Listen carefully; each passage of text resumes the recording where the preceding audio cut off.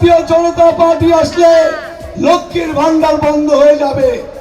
আমরা বলতে চাই, মায়েদের বলতে চাই, 1500 টাকা ভাতা নয়, আমরা এপ্রিল মাসে ভোট, মে মাসের প্রথম ক্যাবিনেট মিটিং এর পর লক্ষ্মীর ভান্ডার 3000 টাকা হবে, 3000 টাকা হবে। আমাদের কেন্দ্রীয় সরকার ঘোষণা করেছে শুধু ভাতা নয়, কর্মসংস্থান চাই, মায়েদের জন্য লাখপতি দিদি চাই, লক্ষ লক্ষ টাকা ক্ষুদ্র কুটির শিল্পে লোনের ব্যবস্থা করা হবে। প্রত্যেক বছর এসএসসি পরীক্ষা হবে, প্রতি বছর পিএসসি পরীক্ষা হবে, প্রতি বছর বেকারদের কর্মসংস্থানের ব্যবস্থা হবে।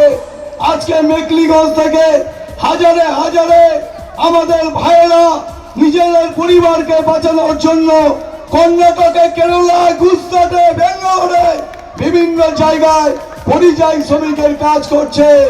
আমরা ভারতীয় জনতা পার্টির মে মাসের পর সরকারে প্রতিষ্ঠিত হওয়ার পর সকল ভাইদেরকে আমরা পশ্চিমবঙ্গে কর্মসংস্থানের ব্যবস্থা করব। আমরা বলতে চাই, আজকে মমতা ব্যানার্জির সরকার উত্তরবঙ্গের মানুষের জন্য কি ব্যবস্থা করেছেন। আমাদের বাজেটের জন্য মাত্র 800 কোটি টাকা বছরে বরাদ্দ হয়েছে। আমাদের পরে আমরা লক্ষ্য করলাম যে পরেশ অধিকারীদের মাথা খারাপ হয়ে গেছে। মেকলিগঞ্জ থেকে কমপক্ষে 30,000 অনুপ্রবেশকারীদের নাম বাদ যাবে।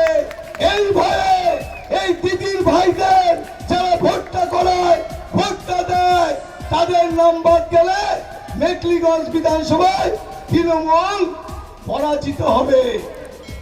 আমরা বলতে চাই, পরেশ অধিকারীকে মেকলিগঞ্জে যোগ্যতম চাকরি যারা পরীক্ষা দিয়েছিল তাদের মধ্যে কারো যোগ্যতা ছিল না, বেছে বেছে অঙ্কিতা অধিকারীর চাকরিটা হয়েছিল কেন?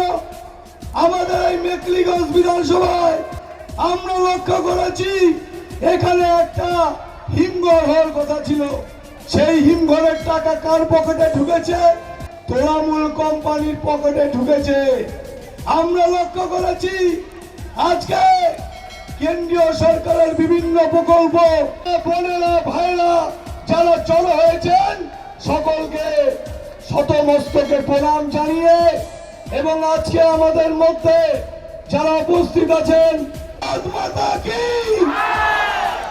ভারতীয় জনতা পার্টির যে পরিবর্তন যাত্রা, এই পরিবর্তন যাত্রার রথ নির্বাচন, পরেশ অধিকারীদের চোরদের বিসর্জন, এই বলে সকলকে নমস্কার, ভালোবাসা জানিয়ে